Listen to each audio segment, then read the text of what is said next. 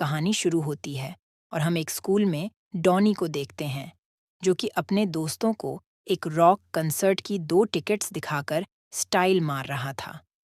तभी उसका एक दोस्त कहता है कि भाई, तू अपने साथ लीज़ा को ले जा। तभी वहाँ पर हम उसकी एक टीचर को देखते हैं, जो कि दिखने में बहुत ज़्यादा खूबसूरत थी। डॉनी अपने टीचर के पास आता है और उससे पूछता है कि क्या तुम मेरे साथ रॉक कंसर्ट देखने चलोगी? इस पर टीचर उसे कहती है कि तुम्हारा ऑफर तो बहुत अच्छा है, लेकिन मैं तुम्हारी गर्लफ्रेंड नहीं हूँ। इसके बाद हम डॉनी को डिटेंशन रूम में देखते हैं, जहाँ पर वो अपने बर्ताव के लिए टीचर से माफ़ी मांगता है। डॉनी च्युइंगम चबा रहा था, तो टीचर उसे थूकने के लिए कहती है। फिर जब डॉनी उसे वो च्युइंगम देता है, तो टीचर उस च्युइंगम को बाहर फेंकने की बजाय खुद ही चबाने लगती है। इसके बाद वो डॉनी को रिझाने लगती है, जिसको देखकर हमें पता चलता है कि यह टीचर डॉनी से कुछ लेना चाहती है, जिसके बाद वो उसका हाथ पकड़ है और उसे अपने ऑफिस ले जाती है। बाकी दोस्तों, वहाँ पर क्या हुआ होगा, ये सब आप लोग अच्छे से जानते हो। अब इसके बाद से टीचर को डॉनी के साथ मस्ती करने की आदत हो जाती है और वो दिन रात सिर्फ उसके साथ इंटीमेट होती रहती है। फिर एक दिन जब स्कूल का फंक्शन होता है, तो वहाँ पर भी टीचर डॉनी के साथ इंटीमेट हो रही होती है, जिसकी आवाज़ भी बैक स्टेज से सभी को सुनाई दे रही थी। तभी स्कूल का प्रिंसिपल पर्दा हटाने को कहता है और सभी देखते हैं कि वहाँ पर डॉनी अपनी टीचर के साथ इंटीमेट हो रहा था। अब सभी को देखकर टीचर तो वहाँ से भाग जाती है, लेकिन डॉनी एकदम मर्द बनकर स्टेज पर आता है और अपने दोनों दोनों हाथों को हवा में उठाता है, जैसे उसने पता नहीं कितना बड़ा काम कर लिया हो। अब पूरा स्कूल उसके इस कारनामे को देखकर खुश होता है और सभी जोर जोर से उसका नाम चिल्लाने लगते हैं। फिर कुछ महीनों बाद टीचर और डॉनी को कोर्ट में पेश किया जाता है, क्योंकि इन दोनों के बीच में जो कुछ भी हुआ था वो गलत था और इससे स्कूल की इमेज भी खराब होती जा रही थी। फिर जज सजा सुनाने के लिए टीचर को खड़ा होने के लिए कहती है, लेकिन हम देखते हैं कि टीचर सही से खड़ी नहीं हो पा रही थी, क्योंकि अब वो प्रेग्नेंट हो चुकी थी। फिर जज टीचर से कहती है कि तुमने जो कुछ भी किया, उसका तुम्हें कोई पछतावा नहीं, और तुमने अपने स्टेटमेंट में लिखा है कि मैं डॉनी के साथ यह सब बार बार करना चाहती हूँ, क्योंकि सिर्फ वही अकेला मर्द है जो मुझे चरम सुख की प्राप्ति दे सकता है। अब जज टीचर को 30 साल की सजा सुना देती है और कहती है कि जब इसका बच्चा होगा तो उसकी कस्टडी डॉनी को दी जाएगी। इसके बाद से ये खबर पूरे शहर में फैल जाती है और देखते ही देखते डॉनी बहुत ज्यादा फेमस हो जाता है। एक ऐसा बच्चा जिसने अपने टीचर को प्रेग्नेंट कर दिया। अब हर टीवी चैनल पर उसका इंटरव्यू लिया जाता है, जिससे उसे खूब पैसे मिलते हैं। लेकिन डॉनी एक लापरवाह और बकलोल इंसान था और वो उसे मिले हुए पैसों को अय्याशी और लड़कियों में उड़ा देता है, और इसी की वजह से उसका बेटा भी अब उसे छोड़कर जा चुका है। फिर कुछ सालों बाद हम डॉनी को देखते हैं, जो कि अपने एक वकील दोस्त के पास जाता है, जहां पर उसका दोस्त उसे कहता है कि तुमने 94 के बाद से अभी तक अपना टैक्स नहीं भरा, तुम्हें $3000 का टैक्स भरना है, वो भी एक हफ्ते में, नहीं तो तुम्हें 3 साल की जेल हो सकती है। अब ये सुनते ही डॉनी का दिमाग खराब हो जाता है और वो अपने दोस्त को कहता है कि मेरे पास तो सिर्फ $10 हैं। इस पर उसका दोस्त कहता है कि अब तुम्हारे पास सिर्फ एक ही रास्ता है, जिसके बाद वो उसे एक मोटे की फोटो दिखाता है और उसे कहता है कि यह मोटा मैराथन में दौड़ने वाला है और अगर यह जीत गया तो तुम्हें डॉलर के बदले 8,000 मिलेंगे। वो कहता है कि मुझे लगता है कि ये आदमी जीत सकता है। अब ये सुनकर डॉनी उस पर $20 तो लगा देता है, लेकिन वो सिर्फ उसी के भरोसे नहीं बैठ सकता था। दोस्त कहता है कि तुम अपने बेटे से पैसे क्यों नहीं मांगते? टॉनी कहता है कि वो मुझे छोड़कर चला गया था जब वो 18 साल का था। इसके बाद रात को वो एक क्लब में जाता है, जहाँ पर एक लड़की उसे एक मैगजीन दिखाती है, जिसमें उसके बेटे, जिसका नाम एंडडी था, उसकी एक फ़ोटो थी, जो कि अब बहुत ज़्यादा अमीर हो चुका है और वो एक बहुत ही सुंदर लड़की से शादी करने जा रहा है।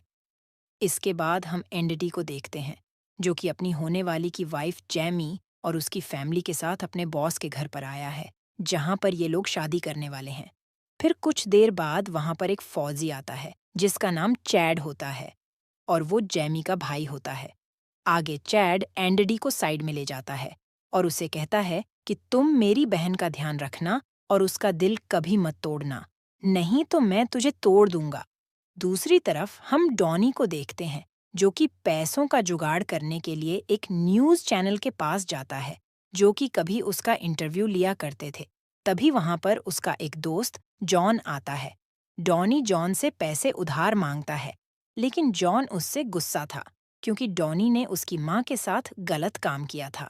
डॉनी जॉन से कहता है कि भाई मुझे पता नहीं था कि वो तेरी मॉम है, अगर मुझे पता होता तो मैं उसके साथ ज्यादा इंटीमेट होता। अब ये बस सुनकर जॉन को गुस्सा आ जाता है और वो दोनों आपस में झगड़ने लगते हैं। तभी वहां पर उस चैनल का बॉस आता है जो डॉनी को अपने रूम में ले जाता है और उसे कहता है कि अब तुम्हारी कहानी में लोगों को कोई इंटरेस्ट नहीं और अगर तुम्हें पैसे चाहिए तो तुम्हें अपने बेटे को उसकी माँ से मिलवाने जेल में ले जाना होगा, वो भी हम लोगों के कैमरे के सामने, जिसके बदले हम तुम्हें $5,000 देंगे। अब ये सुनकर वो अपने बेटे का पता निकालकर सीधा उसके बॉस के घर पहुंच जाता है, जिसको देखते ही उसका बेटा घबरा जाता है और सभी को बताता है कि यह मेरा दोस्त है। दरअसल एंडडी ने सभी को बता रखा था कि उसका बाप मर चुका है, ताकि किसी को यह पता न चले कि वो एक हफ्सी टीचर की नाजायज औलाद है। अब सभी लोगों को डॉनी इतना पसंद आ जाता है कि वो उसे शादी तक वहीं रुकने को कहते हैं। इसके बाद एंडडी डॉनी को उसका रूम दिखाता है और कहता है कि अब तुम्हें पता चल गया कि मेरे पास पैसे हैं, तो तुम यहाँ पर पैसे मांगने आ गए। अब ये सुनकर डॉनी गुस्सा हो जाता है और अपने बेटे को डांटने लगता है। इसके बाद वो एंडडी से कहता है कि तुम जेल जाकर अपनी माँ से मिलाओ, वो तुम्हें बहुत याद कर रही है। लेकिन एंडडी उसे मना कर देता है और कहता है कि मैं अपनी शादी को छोड़कर कहीं नहीं जा रहा। फिर अगले दिन पार्टी में एक आदमी डॉनी को पहचान लेता है कि यह वही लड़का है जिसने अपनी टीचर को प्रेग्नेंट किया था। जिसके बाद डॉनी सभी को अपने इस महान काम की कहानियां सुनाने लगता है, जिसे सुनकर सभी लोग उससे इम्प्रेस हो जाते हैं और उसे पसंद करने लगते हैं। फिर रात को डॉनी एक बुढ़िया के रूम में जाता है और वहां पर गंदी मैगजीन्स ढूंढने लगता है ताकि वह खुद को संतुष्ट कर सके। लेकिन जब उसे वहां पर कुछ नहीं मिलता तो वो एक बुढ़िया की फोटो उठाता है और उसे ही अपने साथ इमेजिन करके खुद को संतुष्ट कर लेता है। फिर अगली सुबह जब बुढ़िया अपने कमरे में आती है तो वहां पर पड़े हुए टिश्यू पेपर्स को देखकर समझ जाती है कि डॉनी ने कल रात उसे याद करके अपना पानी निकाला होगा।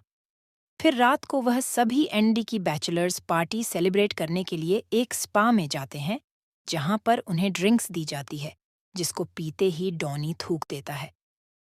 इसके बाद सभी लोग मसाज कराने जाते हैं, लेकिन वहां पर भी डॉनी अपनी उल्टी सीधी हरकतों से बाज नहीं आता।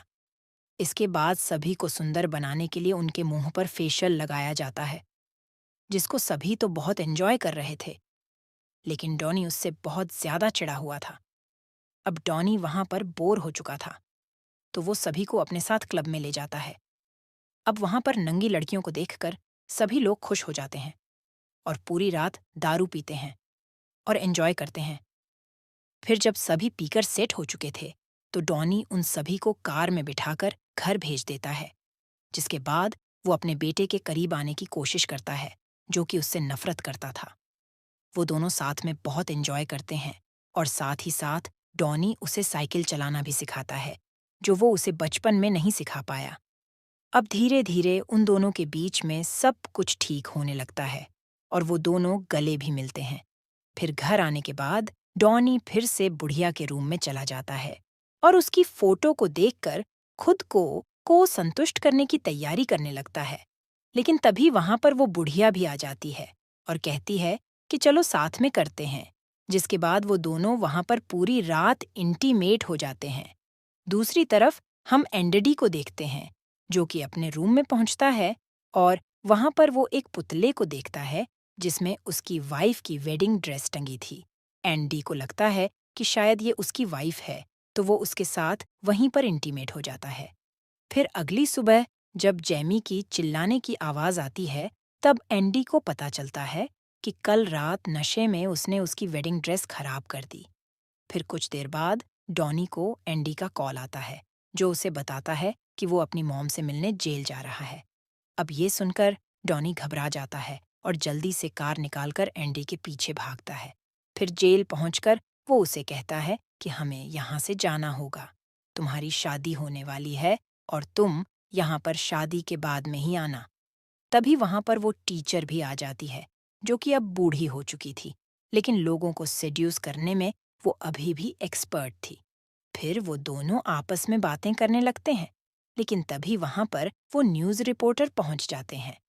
अब ये देखकर एनडीडी को गुस्सा आ जाता है और वो समझ जाता है कि इनको यहाँ पर उसके बाप ने बुलाया होगा। अब वो गुस्सा होकर वहां से जाने लगता है और यहीं से इन दोनों का रिश्ता वापस से खराब हो जाता है। फिर घर आकर डॉनी अपना सामान पैक करके वहां से जाने ही वाला था, लेकिन तभी उसे नीचे से किसी की बातें करने की आवाज आने लगती है। वो नीचे झांक कर देखता है तो उसे पता चलता है कि यह जेमी है, जिसका अफेयर उसके बॉस के साथ चल रहा है। अब ये जानकर वो एंडरडी के पास जाता है और उसे कहता है कि तुम्हारी वाइफ तुम्हें धोखा दे रही है और उसका अफेयर तुम्हारे बॉस के साथ चल रहा है। लेकिन तभी वहां पर जैमी आती है और कहती है कि मेरा किसी के साथ कोई अफेयर नहीं चल रहा। मैं तो बस एक राइटर से बात कर रही थी हमारी शादी के बारे में कुछ लिखने के लिए। अब यहाँ पर डॉनी गलत साबित होता है और वहां से चला जाता है, लेकिन तभी वो वहां से जाने से पहले जैमी से माफी मांगना चाहता था। इसलिए वो उसके लिए आइसक्रीम लेकर उसके रूम तक जाता है। लेकिन जब वो उसके रूम के बाहर पहुंचता है तो उसे अंदर से जैमी के चिल्लाने की आवाज सुनाई देती है। अब जैमी चिल्ला क्यों रही थी, ये जानने के लिए खिड़की से अंदर घुस जाता है। तभी वो देखता है कि जैमी किसी के साथ इंटीमेट हो रही थी और वो आदमी और कोई नहीं बल्कि उसी का भाई चैड था। अब ये देखकर डॉनी शॉक्ड हो जाता है और इसी मौके का फायदा उठाकर वो उनकी फोटो क्लिक कर लेता है। लेकिन जैमी उसका ये सच छुपाने के लिए डॉनी को $0 का चेक देती है, जिसको लेकर डॉनी शांति से अपने घर वापस आ जाता है। लेकिन अब उसका मन मान नहीं रहा था, क्योंकि उसके बेटे के साथ गलत हो रहा था। इसलिए वह भागकर अपने बेटे की शादी में पहुंच जाता है और अपने बेटे से कहता है कि तुम्हारी होने वाली वाइफ ने मुझे अपना मुंह बंद करने के लिए $5,000 दिए थे, लेकिन अब मुझे ये पैसे नहीं चाहिए। जिसके बाद वो जैमी से कहता है कि तुम ही सबको सच बता दो, नहीं तो मैं बता दूंगा। तभी जैमी एंडरडी के कान में कहती है कि मैं अपने भाई के साथ इंटीमेट होती हूँ। अब ये सुनकर एंडरडी घबरा जाता है और जोर से चिल्लाते हुए कहता है कि तुम अपने भाई के साथ सोती हो, जिसको सुनकर सभी लोग शॉक हो जाते हैं।